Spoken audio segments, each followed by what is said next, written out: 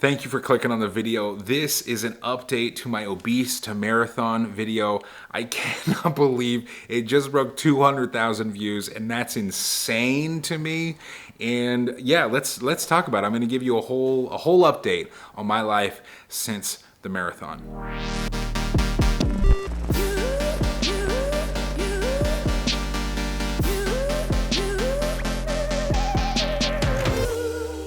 So again, this video is all about the Obese to Marathon weight loss documentary video that I posted last December. So if you haven't already watched that, go ahead and click that. That is in the link down below. I'm gonna link it here.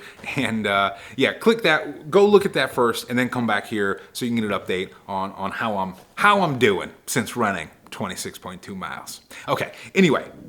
Okay, so slight correction, already making mistakes. It's actually 209,000 views on my Obese to Marathon video. I cannot believe that many people have seen me cry on YouTube. What's the like to dislike ratio? So 7.9 thousand people have liked the video, and 103 were like, no. Nah, I don't think so. You know what?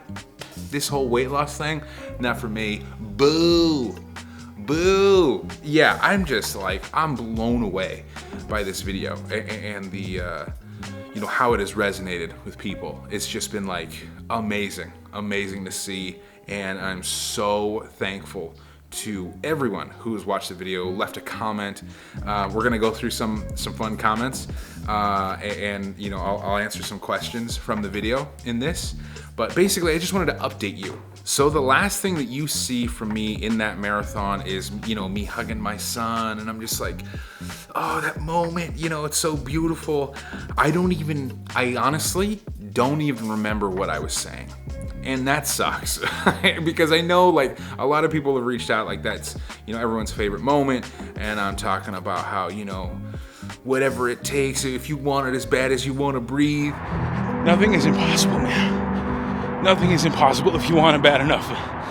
If you want to change your life as bad as you want to breathe, then you can do it. But it takes that much. It takes that much. It takes everything. And it's worth it. It's worth it. You know, that was an emotional moment in the film. And I wish I could tell you that I was coherent for that. But that is like, I literally have no recollection of even saying that. I was so delirious that I was just speaking. And I'm glad what I said is what I said. But I honestly have no actual memory of saying it because I was just so out of it. I set up that film in a way so that I really exposed myself. You know, showing myself shirtless at 400 pounds is something that I never thought I would do. So I wanted to show where I came from so you could see, like, I had no history of being an athlete or of being able to run or being able to walk more than a mile, you know. So for me, it was important to showcase that so that way enough people could see, like, wow, like this dude did this and has no history, so maybe I could do it too. So anyway, I think that was a huge, you know, it's just really important for me to show that. Now I want to talk about some things that I didn't show, and there's a lot of footage from the day, but I couldn't put it all in the film, you know, and so I figured one day I would, you know, maybe release some, you know, extra clips or something like that, or put together some other type of video, but I'm just going to include them here because I think, you know, if you watch that documentary and now you're watching this, that you might be interested in it. And so there was another breakdown that I had, you know, in the film. I made it seem like I had that massive breakdown at mile 18 where I was blubbering, you know? Man, I'm just struggling right now. I just hit 18 miles. And then right after that, it's like this like montage of me like fighting through the pain and giving it all I got, and then I, you know, crossing the finish line. In reality, it didn't really work that way. I had another couple breakdowns actually, and it's actually what I opened the film with, because to me that was one of the most dramatic parts of it, but it just, I never really found a good place to include it in the film. I felt that that moment that I had at mile 18 was a little bit more powerful because of just everything that I was saying. But for me personally, even worse than at mile 18, even worse I felt when I was leaning up against the tree. How you doing? I'm struggling. How's the leg doing? The leg's not good. The knees aren't good. I'm just not good.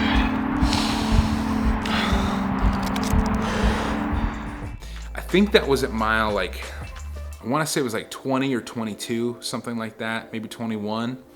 I was just literally, I was exhausted at that point. I thought I was gonna pass out, and so that's why I was like dizzy, and I had to grab on to this tree. And so John, my friend, who was also my cameraman for that day, he caught that moment, and he just started filming and started asking me questions. And so I wanted to show you a little bit more from there, where I was really hurting.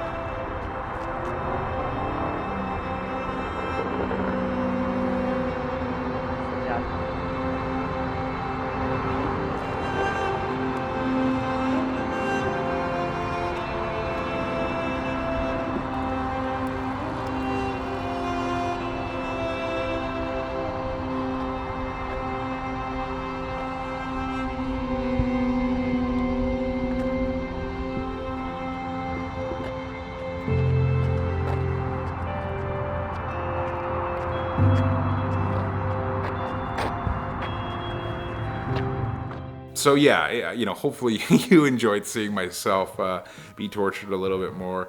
But man, it was brutal. The foot pain, the dizziness. It was in the heat of the day as well, because I'd been at it already for 6 hours or something, and so it was so hot, and it was just it was miserable. So anyway, I hope you enjoyed that extra little bit there from the day. So now with that, where I'm at today after having ran a marathon. So my foot is actually pretty much 100% back to normal. I would say it's at 95%, because there are still some days, maybe sometimes in the morning, where it hurts a little bit on the outside of my foot, but not bad. Nothing compared to what it was like January, February, March. I could barely walk. January specifically, after running that marathon on an injured foot, it turns out it's not recommended. My foot hurt so bad at the earlier this year, and so I've just been really nursing it back to health, basically. So now I want to spend some time reading some of the comments and answering some of the questions from the video. I've gotten so many comments on this video that it's kind of amazing. So let's just jump right into the comment section of YouTube, which is historically a very dangerous place, and that you should absolutely steer clear of. But I'm diving right in because the people actually that commented on this are pretty nice. I've received very few hurtful comments. I mean, none that have hurt me personally, but you know what I'm saying. Mean-spirited comments. Charles Frederick, bro, I can't stop crying. That is a comment that I get a lot about, specifically that I've noticed specifically from men. That is such an important trait for a man to be able to have, is to be able to show emotion. Because there was a time where I didn't think that was a good thing, and where I didn't want to show emotion. And so, I'm proud of that. I'm proud of those comments. I love those comments, and I'm happy and I am proud to show that I'm secure enough to cry openly a lot on YouTube, because it is what it is. I was feeling emotional, and I'm glad that Charles Frederick feels the same way. It's an emotional thing. Rochelle Brown, they don't know me, son. Currently screaming through tears. Rochelle, thank you. So yeah, that's another moment at the end where I do not remember saying that. They don't know me, son. They don't know me. That's a David Goggins quote, by the way. They don't know me, son. Because they don't know me. And that is what I was repeating in my head all the time. Because I was thinking, I didn't look the way that I thought I was gonna look come marathon time, but I was thinking of all the people around me watching me do this, thinking, he's never gonna finish. He's not gonna finish, Even if they weren't thinking that, I was telling myself they were thinking that because I wanted that energy. I wanted that fire to fight back against something like that, and that helped me. And so when I'm thinking of people thinking that about me, I'm saying in my head, they don't know me, son. They don't know me. So like that to me is really valuable.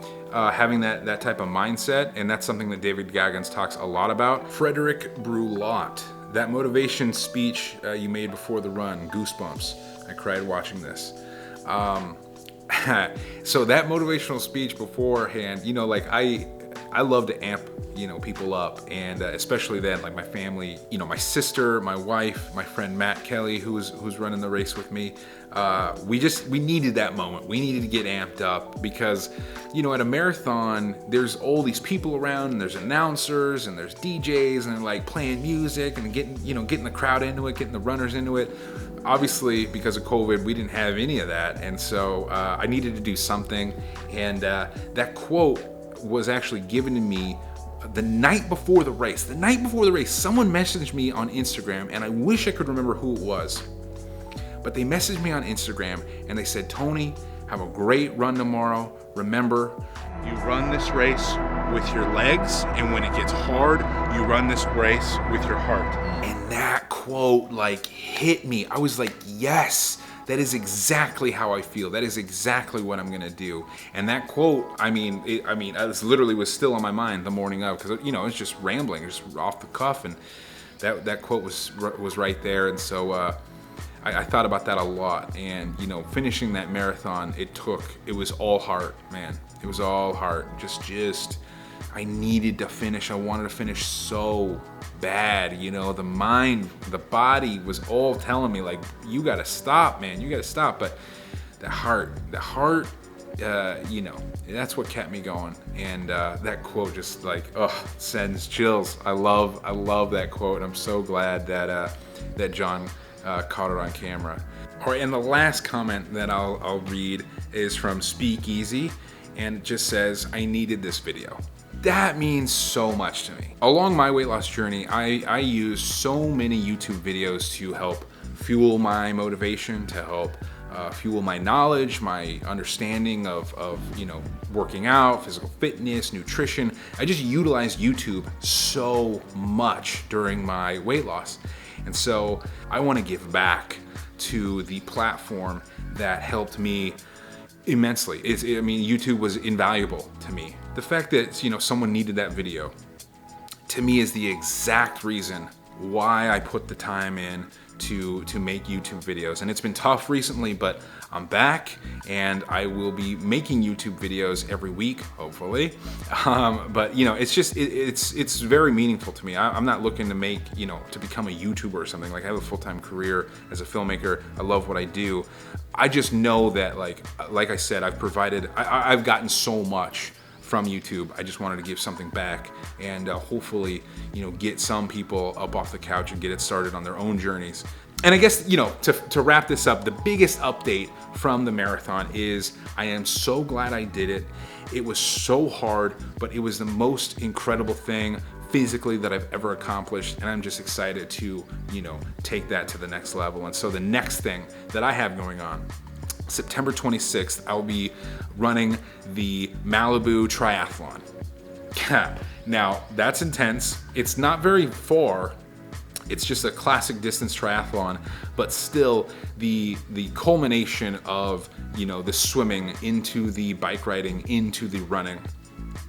that's gonna be intense. And so that is what I'm currently training for and I'm getting ready for. I have, let's see here, I've got 82 days. I've got a little thing on my phone there. 82 days until the Malibu triathlon. And you know, I'm gonna do the best that I can. I'm just hoping to finish. And yeah, we will see. There's gonna be a whole bunch of videos about triathlon training, but if you were watching this video, you were probably wondering like, okay, like now what?